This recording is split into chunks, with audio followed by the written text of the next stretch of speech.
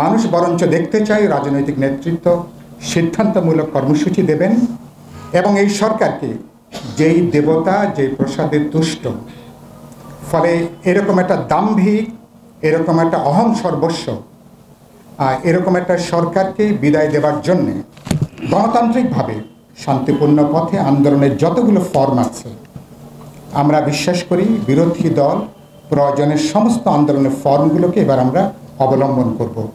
কারণ আমরা এবার আন্দোলনের একটা চূড়ান্ত পর্যায়ে ইতিমধ্যে আমরা এখন প্রবেশ করেছি।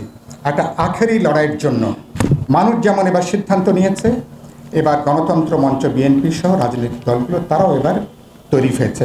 আমরা আশা করি এবার বাংলাদেশের মানুষ বিজয়ী হবে, এবার এদেশের গণতান্ত্রিক আন্দোলন এবার সত্যি সত্যি এবার বিজয় লাভ করে দেশ এবং জনগণকে আমরা রক্ষা করতে পারব। তারা দেখতে চান যে আমরা এখনো পর্যন্ত কোনো বিক্ষোভের কর্মসূচিতে যাইনি, এখনো পর্যন্ত আমরা ঘেরাও কর্মসূচিতে যাইনি। আপনি খেয়াল করবেন এখনো অবরোধের কোনো কর্মসূচিতে যাইনি, এমনকি হরতালের মতন কর্মসূচি এখন আমরা যাইনি। কিন্তু এগুলো এদেশে গণতান্ত্রিক আন্দোলনের স্বীকৃত শান্তিপূর্ণ আন্দোলনের ফর্ম হচ্ছে এগুলো। আমরা এখনো পর্যন্ত সমাবেশ করছি, গণমিছিল করছি, শোভাযাত্রা করছি, পদযাত্রা করছি। আমরা প্রয়োজন বোধে আওয়ামী লীগ আন্দোলনের যতগুলো ফর্ম অবলম্বন করেছে, আওয়ামী লীগের সঙ্গে পার্থক্য হচ্ছে আমরা সহিংসতাকে এড়িয়ে শান্তিপূর্ণভাবে লক্ষ লক্ষ মানুষকে যুক্ত করে আন্দোলনের সমস্ত ফর্মগুলোকে প্রয়োজন বোধে বিরোধী দল আমরা নেব এবং সরকারকে পদত্যাগে আমরা বাধ্য করব।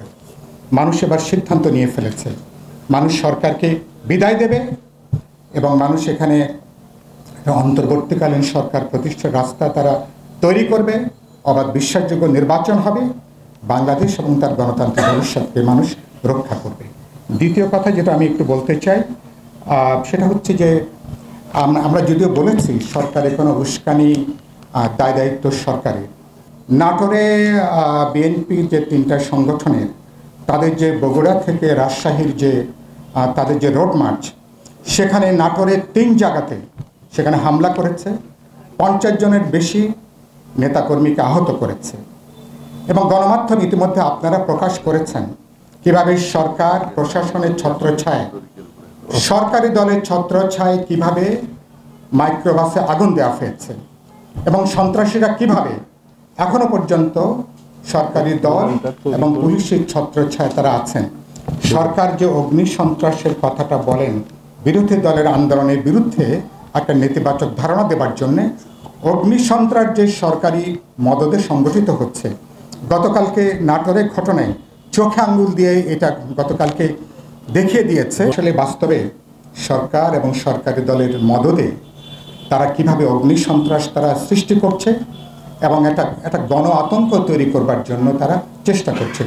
গতকালকে আপনারা খেয়াল করেছেন নারায়ণগঞ্জে আমাদের মঞ্চের অন্যতম শরিক গণসংহতি আন্দোলনে নারায়ণগঞ্জের জেলার সদস্য সচিব সমন্বয়কারী তরিকুল সুজনকে কিভাবে সেখানে সরকারি দলের লোকেরা হামলা করেছে, আক্রমণ করেছে এবং এরপরে তাকে বারংবার এখনো পর্যন্ত তার প্রাণনাশের জন্য একজন হুমকি এখনো তারা অব্যাহত রেখেছে। আমরা এই সমস্ত ঘটনার তীব্র নিন্দা জানাই, প্রতিবাদ জানাই, যে জন্য আমরা এখানে পরিষ্কার করে বলেছি আমরা আন্দোলনটা শেষ পর্যন্ত শান্তিপূর্ণ রাখতে চাই। আমরা সে কারণের জন্য আজকে যে কোনো হামলা উস্কানি এবং এর দায় দায়িত্ব পুরোপুরি সরকারি দলের, এবং তারা যদি এমন আন্দোলনটা আমাকে বলেছেন আন্দোলনটা শান্তিপূর্ণ থাকবে কিনা, এটা নির্ভর করবে সরকার প্রশাসন সরকারি দলের আচরণের উপরে। আমরা এবার মানুষ ঐক্যবদ্ধ হয়েছে, আমরা ইতিমধ্যে গণতন্ত্র মঞ্চ আমরা একটা ধারাবাহিক কর্মসূচি দিয়েছি, আন্দোলনের কর্মসূচি, পাশাপাশি সেমিনার আলোচনা সভা আছে। আমাদের রাজনৈতিক ইতিহাসের মধ্যে গণ আন্দোলন গণসংগ্রামের মধ্যে এত হাজার হাজার লক্ষ লক্ষ মানুষ গত কবছরে কেউ রাজপথে নামেনি যেটা এবার নেমেছে। আপনারা এবারকার আন্দোলনের সাথে জনসম্পৃক্ততার অর্থে এত হামলা, আক্রমণ, সন্ত্রাস, উস্কানি, হাজার হাজার মামলা, লক্ষ লক্ষ মানুষ যেখানে আসামি, সমস্ত কিছু মোকাবেলা করে মানুষ রাজপথে নেমে এসেছে এবং এই আন্দোলনটা মানুষের মনকে স্পর্শ করেছে, মানুষ এটাকে নিজের আন্দোলন মনে করছে। সে কারণের জন্যে মানুষ এবার কোনো উস্কানি সন্ত্রাসকে মোকাবেলা করে লক্ষ লক্ষ মানুষ একটা উৎসবের আমেজে রাজপথে তারা নেমে এসছে। আমরা যখন ঢাকা থেকে দিনাজপুর রংপুর পর্যন্ত গণতন্ত্র মঞ্চ রোড মার্চ করেছি, মানুষের স্বতঃস্ফূর্ততা নিশ্চয়ই আপনারা লক্ষ্য করেছেন। আপনারা খেয়াল করেছেন সেই রোড মার্চে মানুষের যে স্বতঃস্ফূর্ততা, মাইলের পর মাইল রাস্তার দুপাশে মানুষ কিভাবে সারিবদ্ধভাবে মানুষ দাঁড়িয়ে আছে। মানুষ যেই সরকারকে আর নিতে পারছে না, মানুষ দেখতে চাই যে আজকেই সরকারি বিদায় হোক। ফলে মানুষ, সেজন্য আমরা মাঝে মধ্যে বলি, বরং অনেক ক্ষেত্রে রাজনৈতিক নেতৃত্ব চেয়ে মানুষ অনেকখানি এগিয়ে আছে।